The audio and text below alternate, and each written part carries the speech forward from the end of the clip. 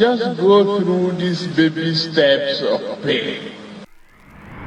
So today is the 1-year anniversary of one of the most traumatizing days of my life, and maybe your life, the 2023 Nigerian presidential election, which was a day that started out with so much joy and so much hope for the future, but ended up showing us what this country really is. And as of today, a majority of Nigerians are witnessing the devastating effects of just that one day on the whole country. I mean, as of now, the naira is trading at like $1 to 1,800 naira, and the way it fluctuates these days, it might change within the hour. Like, it's just dropping like steadily. So today is going to be a very interesting day. We're looking forward to the reactions of people to the 1-year anniversary of the election that changed all our lives. In fact, someone even took the liberty of designing a flyer which shows the theme of the day. I think it's very poetic that the anniversary falls on a Sunday, because it seems like a lot of people, that's going to be their prayer points for today. And I think INEC actually knows what's coming too, because they also put out a report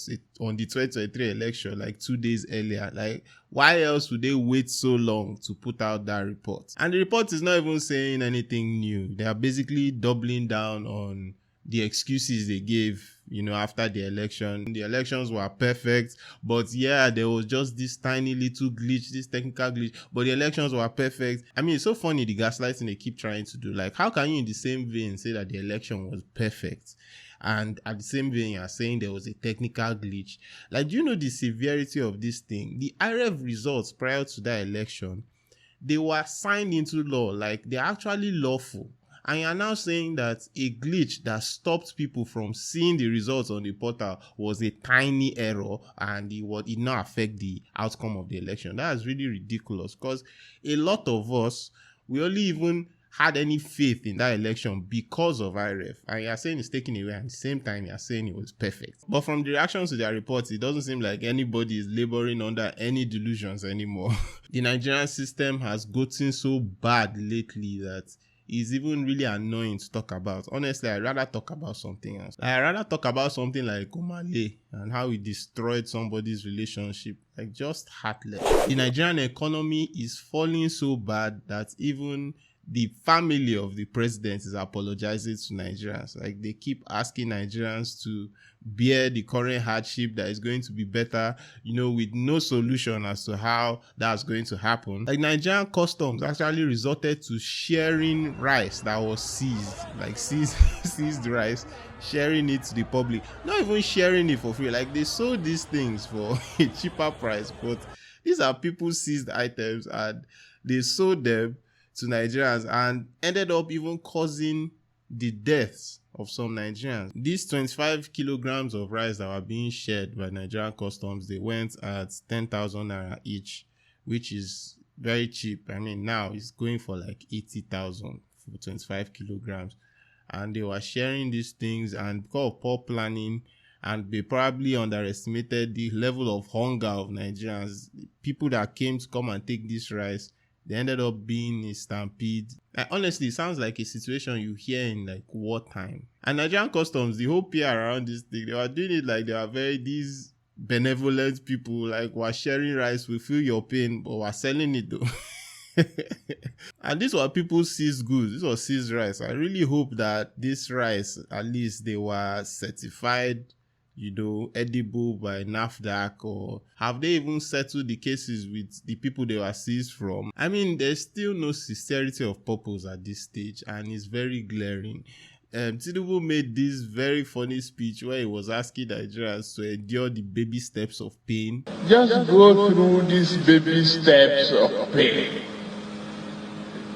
Baby step of pain. Me too, I'm taking baby steps. I don't even know what that means. The idioms he keeps using. And the funny thing is, after saying this thing, he still went ahead to employ his relative, as the head of the Housing Commission. Like, it just shows that there really isn't any, like, will. The whole thing is an act. Like, that's just what is given. And as government continues to show that they really don't have any solutions to the problems plaguing Nigeria at the moment, they continue to blame everybody and anybody for what's going on, just to shine the spotlight away from themselves. But right now, I'm going to give my thoughts on the 6 people that the Tinubu government has blamed so far on the Nigerian economic crisis. I feel that it will really give more perspective into the situation that we're in Nigeria right now. Now, when the forex crisis initially started, the first people that the government blamed were Nigerian banks. The CBN governor came out and said that the Nigerian commercial banks were hoarding the dollars in their possession, and that's why the value of the naira kept dropping in relation to the dollar, and gave an ultimatum for Nigerian commercial banks to release all the dollars in their possession in one day. And till today, I can't tell you if that directive was followed. I mean, who do you want to ask that this directive was followed? You ask the banks, and you can't forget that these banks, they are actually businesses. After that day passed, there really wasn't any follow-up. It was like the news was forgotten and everybody went back to factory settings. But one thing I'm sure this declaration did was even reduce trust in the Nigerian commercial banking system further, which was not good for the economy. But either way, whatever they tried doing, it didn't work, and the value of naira continued to drop. The second people that the Nigerian government then blamed for the drop in the naira were the smugglers, the rice smugglers. The government then accused certain Nigerian businessmen of selling rice to neighboring countries instead of selling them here in Nigeria, and that was what was causing the prices of food to rise. The currency of our neighbors is starting to get better than ours, due to the economic crisis, and because of this, people would rather sell, export the food to our neighboring countries and get stable currencies that have higher value than our own. It's a really unfortunate situation, and I don't know if this was actually curbed. Like, again, who are you going to ask?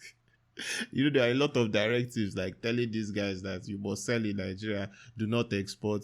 But I don't know if it was followed or not. Either way, the value of the naira continued to drop. The Nigerian government then went ahead to start blaming the past central bank director, Godwin Emefiele, who is currently, his life is really messed up. The courts actually granted this guy bail, but nobody cares. DSS went and carried him. They really don't want to allow him go. So he's really in this court debacle, and probably due to his own fault. I don't know what the hell was going on in CBN. And there was even this new allegation that the president's signature as of then, President Buhari, I can't even tell them apart. The president's signature as of then was forged at some point. What else was going on in the CBN at that time? I can't even tell if this story is true or not. They're just trying to cover up, who knows. But what this amounted to again was lack of trust in the institution, in our financial institution.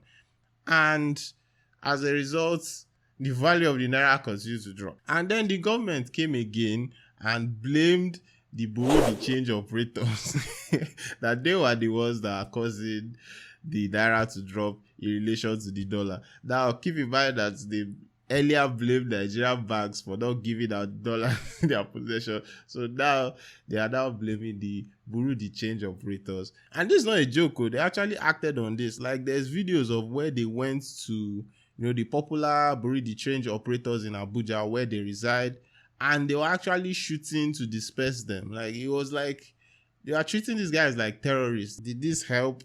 Was the resolution of this? Did it work out? We can't tell. But what we do though is value of naira continues to drop. I've learned the government has brought out new guidelines for Bureau de Change Operators to operate in this country. And again, this thing, if you're a business owner in Nigeria, it just makes you more scared, because you can't just wake up one day and start chasing BDC operators after you have been giving them license for years to operate. Nobody is going to want to conduct business in that kind of volatile environment. And then number 5, the Nigerian government then started to blame their favorite scapegoats, desperate politicians that lost the 2023 election.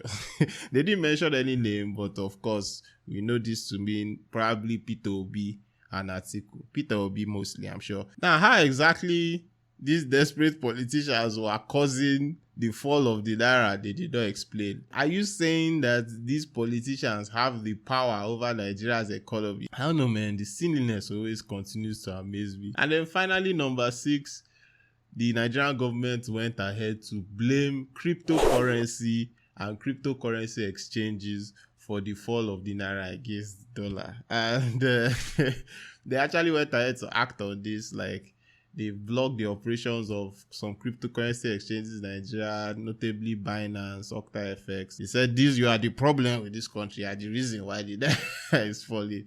And again, there is no evidence. And what was particularly funny about this ban was it came days after the Minister of Communications had this conversation with Idris Elba, where he was claiming that cryptocurrency would help bring a lot of people out of poverty and how the Nigerian government was going to adopt cryptocurrency. It was very funny to read. At the end of the day, the Nigerian government was like, you people are the problem.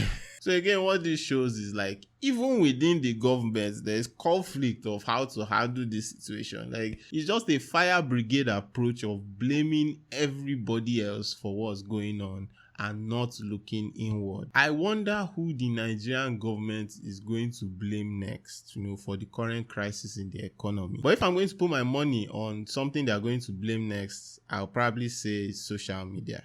But in fact, they've already blamed social media in the past. Well, I'll probably cover it in another video. And this actually reminds me of something, because nowadays it's not just social media that is very harsh on the government, because traditional media too, during the elections, it seemed like they were favoring this government in a way. They were not reporting on a lot of the things that people are reporting on social media. But now it seems like traditional media, they've gone haywire. Like, they too, they are attacking the government from all angles. So there's no point beating about the bush. There's no point running around like a headless chicken. The main reason that the naira is falling against the dollar is very simple. It's because of Omale. Okay, I'm just joking. It's simply because the trust in Nigeria, the economy, and the naira is dropping. Very simply, Nigerians are losing trust in the naira. And it's because of the government's own actions. As in, there's no other way around it. The way the whole election played out, it was kind of like a clarion call that, look, things are about to go down. And that election, a lot of us were like, look, just give us the results. We want to know who people choose so that we can go ahead. If Tinubu had won and there was no controversy, like, there wouldn't be an issue. We would know that, okay, this is what the majority of the country wants.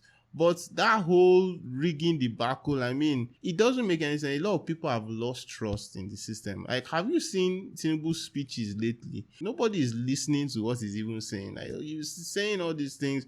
Nobody really cares at this point. When all these stories of embezzlement keep coming out, when you keep making all these rash decisions, arresting people at will, wanton, just claims and blaming people, how do you expect it to improve? Sometimes I wonder if they actually want it to improve. And maybe this is the point. Like, maybe they actually want things to get worse. Anyway, those are my thoughts on the situation.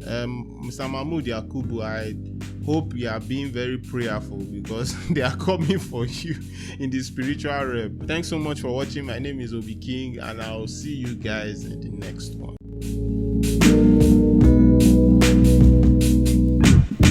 Just go through these baby steps of pain. Baby step of pain. Me too, I'm taking baby steps as the president. Not marching in a hurry.